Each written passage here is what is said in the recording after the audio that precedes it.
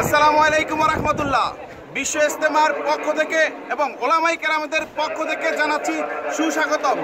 দর্শক, ইতিমধ্যে আমরা পৌঁছে গেছি সেই টঙ্গী তুরাগ নদীর পারে বিশ্ব ইজতেমা, যে ইজতেমাকে কেন্দ্র করে দাওয়াতের তবলিগের কাজ গোটা দুনিয়া ছড়িয়ে গিয়েছে। সে আমাদের টঙ্গীর ময়দান আমাদের পিছনে আছে, দেখতে পাচ্ছেন। দর্শক, আমরা মুসলমান আর আমাদের সকলের একটাই কাজ, লা ইলাহা ইল্লাল্লাহ মুহাম্মাদুর রাসূলুল্লাহ।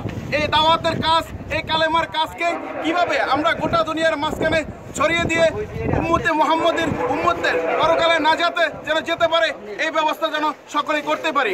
আমি সেই জন্য মেরে মহতারাম খোদার কাছ থেকে লওয়ার রাস্তা হলো যে আল্লাহ তাআলার উপরে ঈমান আনো, ইয়াকিন করো, আল্লাহই সব কিছু করো।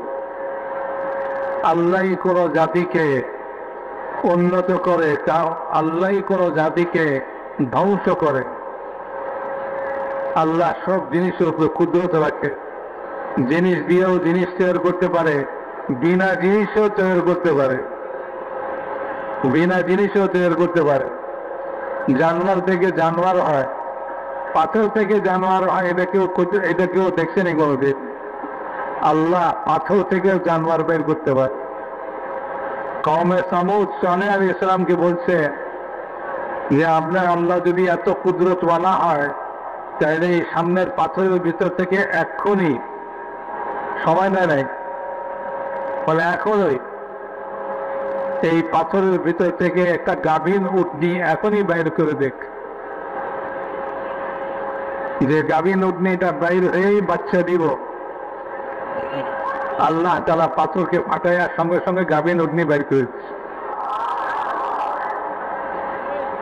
মেরে মহতারাম বুজুর্গ, নবীদের কিসসা শোনায় দিয়েছেন। দেখো, ঈমান আমলওয়ালা প্রত্যেক জমানায় আল্লাহ তাআলা তাদেরকে কিভাবে কামিয়াব করছেন।